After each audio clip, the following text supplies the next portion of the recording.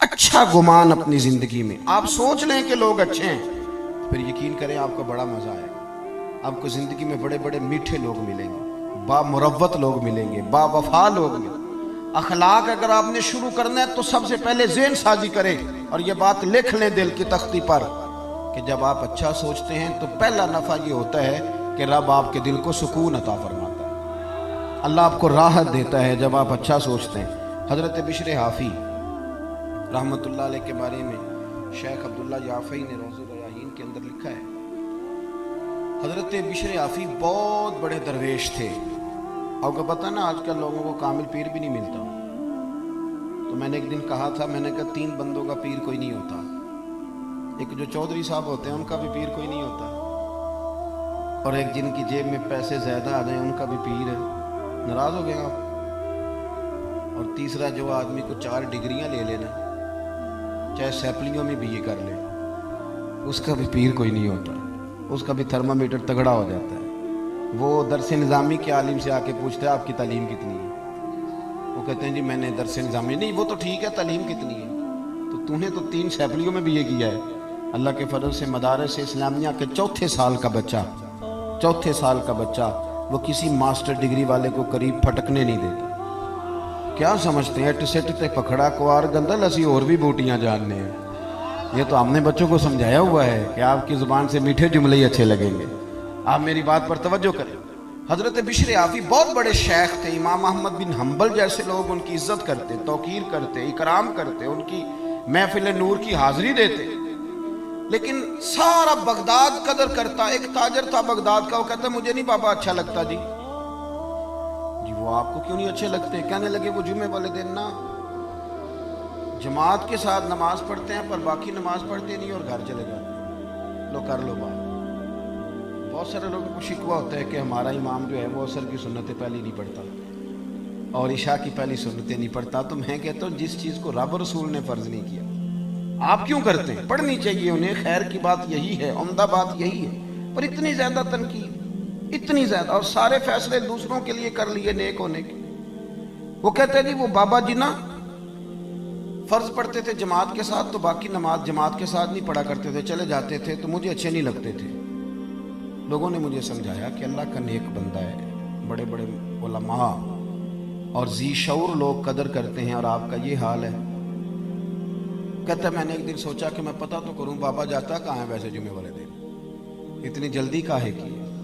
کہتے ہیں میں نے ان کے ساتھ نماز جمعے کی ادا کی، ایک ہی صف میں۔ حضرت بشر حافی سلام پھیرا، دعا بھی نہ مانگی اور اٹھ کے نکل گئے۔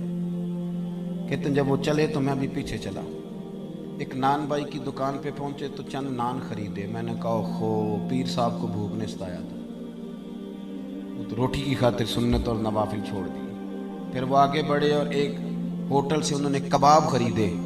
میں نے کہا خو دیکھو ان کی عمر دیکھو اور ان کے ذائقے دیکھو۔ پھر وہ جب جنگل کی طرف بڑھے تو میں نے سوچا کہ یہ نا سبزے پہ بیٹھ کے اب کھانا کھائیں گے لوگوں سے چھپ کے، اور لوگوں کو بتائیں گے کہ روزے زیادہ رکھتا ہوں، میں تو عبادت میں رہتا ہوں۔ کہتے ہیں وہ جنگل کی طرف مڑے تو میں بھی پیچھے ہو گیا۔ چلتے چلتے نا حیران میں تب ہوا جب ایک جھونپڑی آئی، اس جھونپڑی کا دروازہ باہر سے بند تھا۔ بوڑھے شیخ نے اپنے کانپتے ہاتھوں سے وہ دروازہ کھولا، اور جب انہوں نے پردہ ہٹایا تو چارپائی پہ ایک بوڑھے بابا جی جو فالج زدہ ہے، مریض ہیں، وہ لیٹے ہوئے تھے۔ کہتے ہیں حضرت شیخ نے کھانا ایک کونے میں رکھا اور دوڑ کے پہلے بابا جی کو سیدھا کیا، اور پھر جھٹ سے پیالے میں پانی لائے اور اپنے امامے کا پلو پانی میں ڈال کے تو بابا جی کا منہ صاف کیا۔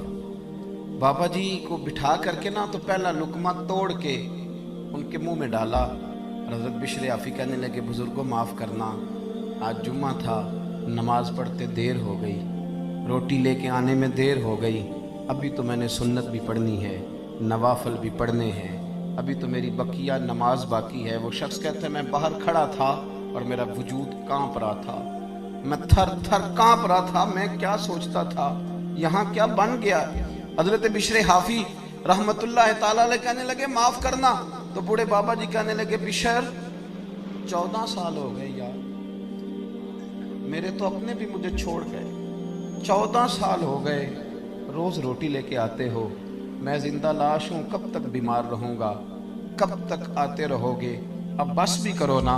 तो हजरत बिशर हाफी ने बाबा जी की आंखों से आंसू पूंछे और दूसरा निवाला मुंह में दे के फरमाने लगे, बाबा जी बस बस, आज के बाद ये बात ना करना। ये जो सारा शहर मेरी कदर करता है और मैं नंगे पांव बगदाद की गलियों में चलता हूं तो जानवर भी गोबर नहीं करते, तो ये मेरे नफलों और चिल्लों की वजह से नहीं है।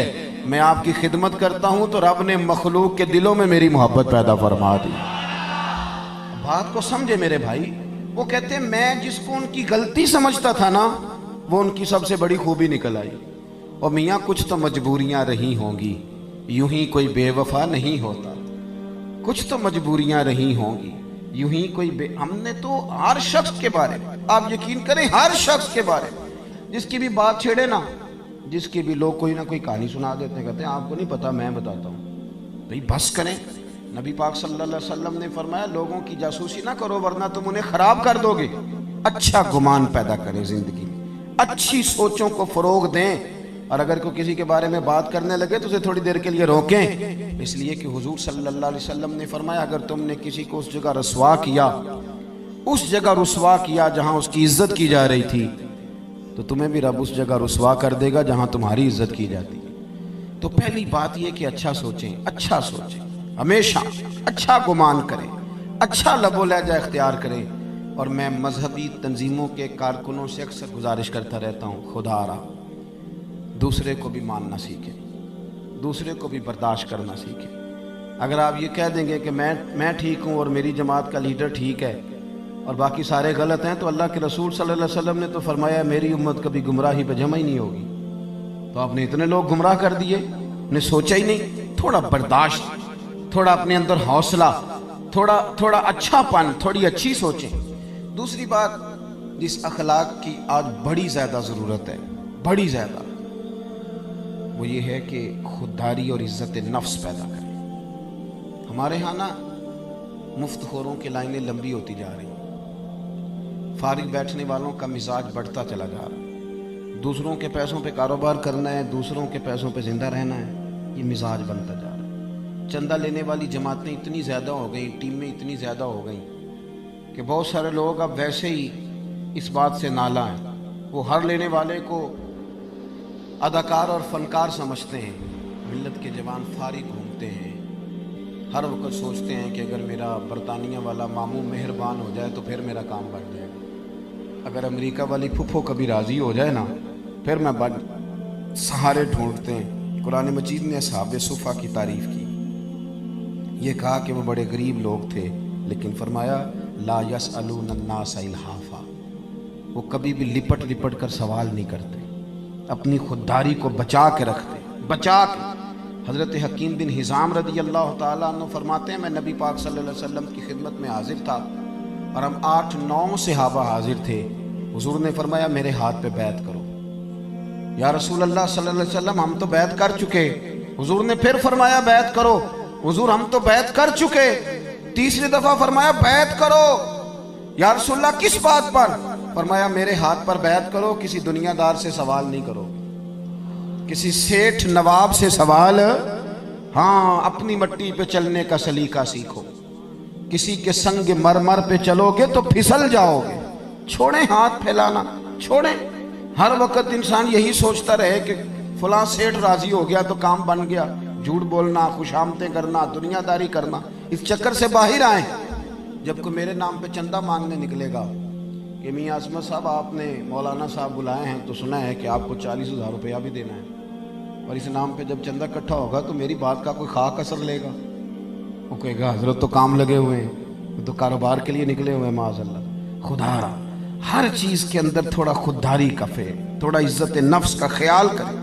दुनिया में अमीर आदमी कौन होता है? जो ज़्यादा मालदार हो? ना भाई, अमीर तो वो होता है कि जो रब ने उसे दिया हो फिर उस पर उसे कनात भी हासिल हो। मुस्नद इमाम अहमद बिन हम्बल में नबी पाक सल्लल्लाहु अलैहि वसल्लम से हज़रत अनस बिन मालिक ने पूछा हुजूर जिल्लत क्या है? फरमाया लालच ना करना, जलील हो जाएगा। अर्ज की हुजूर इज्जत क्या है? इज्जत क्या है? इज्जत क्या है? अल्लाह के रसूल ने फरमाया जो रब ने तुझे दिया है ना, जो रब ने तुझे दिया है उस पर राजी हो जा, अल्लाह तुझे इज्जत अता फरमा देगा। छोड़ दे दूसरों की जेबें देखना, निकल आए इस दौड़ से बाहर, बाहर आए। حضرت سالم بن عبداللہ بن عمر، امام ابو نعیم نے لکھا ہے اس کو، حضرت سالم بن عبداللہ حضرت عبداللہ ابن عمر کے صاحبزادے، اور جو تسلسل آ رہا ہے نا صوفیاء کا، اس جماعت کے سرخیل ہیں، اہل ذکر تھے، اہل وجد و سرور تھے، کیفیات والے لوگ تھے۔ حضرت سالم بن عبداللہ رضی اللہ تعالیٰ عنہ طواف کعبہ کے لیے تشریف لے گئے حرم مکہ میں، تو طواف آپ فرما رہے تھے تو اللہ تعالیٰ اپنے نیک بندوں کی محبت لوگوں کے دلوں میں ڈال دیتا ہے، لوگ دور دور سے آتے، آپ کی دست بوسی کرتے، دعا کراتے۔ خلیفہ کو کسی نے بتایا کہ حضرت سالم بن عبداللہ آئے ہوئے ہیں، وہ بھی چلا گیا، اور جب اس نے دیکھا نا بڑا رش ہے تو وہ انتظار کرنے لگا۔ حضرت طواف سے فارغ ہوئے، 8واں استلام جب کر لیا تو آگے بڑھا، ہاتھ ملایا، کہنے لگا جی میں گورنر ہوں، خلیفہ ہوں مکے کا۔ اب نے فرمایا تو میری باتوں کی سمجھ آ رہی ہے آپ حضرات کو؟ کہنے لگا جی میں یہاں کا خلیفہ ہوں، تو میری یہ خواہش تھی کہ کوئی حکم ہو تو آپ بتاتے، میں پورا کرنے کو حاضر ہوں، کوئی حکم ہو تو بتائیے۔ تو حضرت سالم بن عبداللہ رضی اللہ تعالیٰ نے اس کا چہرہ دیکھا تو فرمانے لگے کس نے گورنر بنایا تجھے؟ تو بڑا بیوقوف آدمی ہے، تو بالکل تجھے خیال ہی نہیں آیا، تو کیا کہہ رہا ہے؟ وہ کہتا ہے پہلی دفعہ کسی بندے سے ملاقات ہوئی تھی، میری بھی ٹانگیں کانپنے لگی، یہ شخص کہاں سے بات کر رہا ہے؟ خودداری ایک بڑی اعلیٰ چیز کا نام، کس نے تجھے گورنر بنایا؟ کہنے لگا حضور کیا ہوا؟ فرمانے لگے یار تو بڑا ہی بیوقوف ہے، تو کیا سمجھتا ہے مجھے کہ اللہ کے گھر میں آ کے بیت اللہ شریف کے دروازے کے سامنے کھڑے ہو کے یہاں آ کے بھی میں دنیا داروں سے سوال کروں گا، یہاں آ کے بھی میں لوگوں سے مانگوں گا؟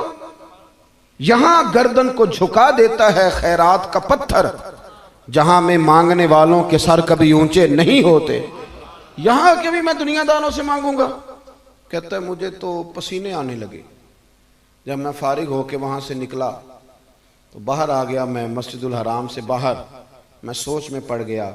تھوڑی دیر کے بعد حضرت بھی فارغ ہو کے باہر آئے، خلیفہ پھر آگے بڑھا، کہنے لگا حضور مہربانی کریں، اب تو خانہ کعبہ سامنے نہیں نا، ابھی کوئی حکم کر دیں۔ آپ فرمانے لگے چل ٹھیک ہے، تو نہیں باز آتا تو بتا تجھ سے دین مانگوں کہ دنیا مانگوں؟ کہنے لگا حضور میرے پاس تو دنیا ہی ہے، دین تو آپ کے پاس ہے۔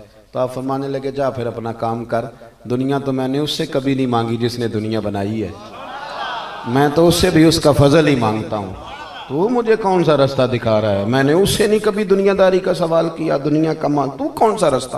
خودداری اختیار کر۔ پتہ ہے لوگ ہمیں خرید کیوں لیتے ہیں؟ الیکشن میں بولیاں کیوں لگتی ہیں؟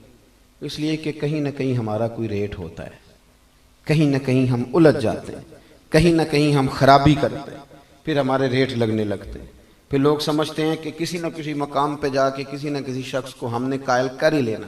دوستو بالخصوص نوجوانوں یاد رکھنا، جو لوگ محنت کے ساتھ آگے جاتے ہیں انہیں کم گرایا جاتا ہے۔